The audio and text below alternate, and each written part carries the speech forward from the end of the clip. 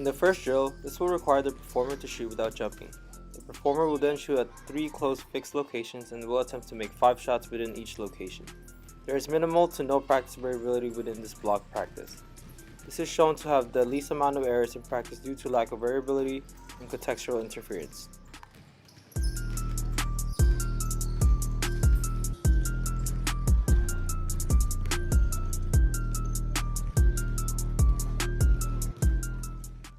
The performer will proceed to the next drill after making 5 shots in each locations.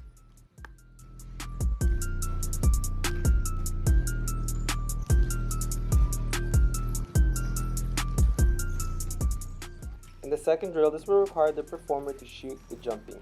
The performer will shoot at a random location inside the 3-point line until he or she has made 5 shots. Then they will progress to another random location the instructor chooses and repeat the process for another 5 makes.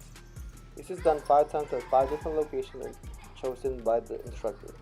There is more movement within this drill shown in the jumping motion, as well as the addition of a little more practice variability within the block practice by randomly choosing a different spot where the performer must shoot after 5 makes.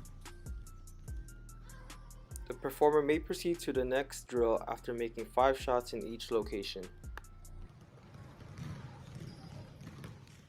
On the third drill, will require the performer to now dribble the ball once or left or right, or perform a crossover to the left or right in each possession before shooting or jumping.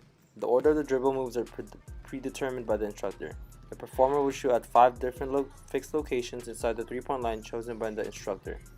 The performer will move on the next location when he or she has made 5 shots at the fixed location. There is an addition of movement within this drill, which is shown that the performer performs a dribble move in a specific order.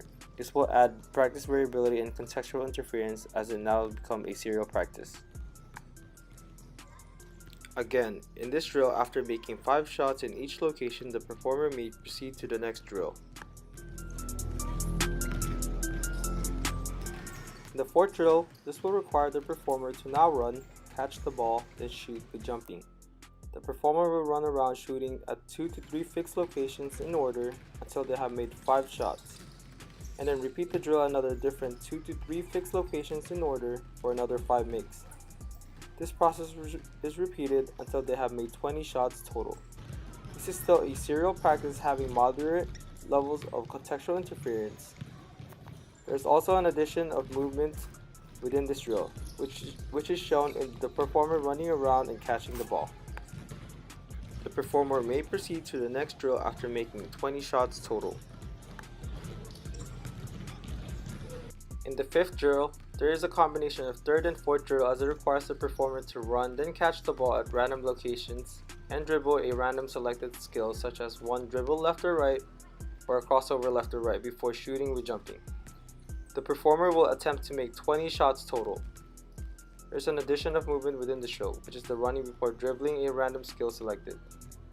Because the location where the performer catches the ball and shoots, as well as the dribble moves performed, is chosen randomly, this is considered a random practice and has the highest amount of contextual interference.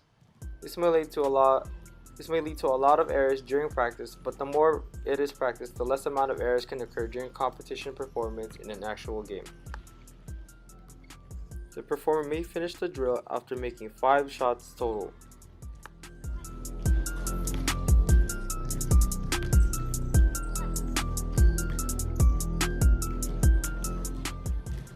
Progression breakdown. In each drill, the performer added more movements into his shots. This in turn added more practice variability within each progressing drills.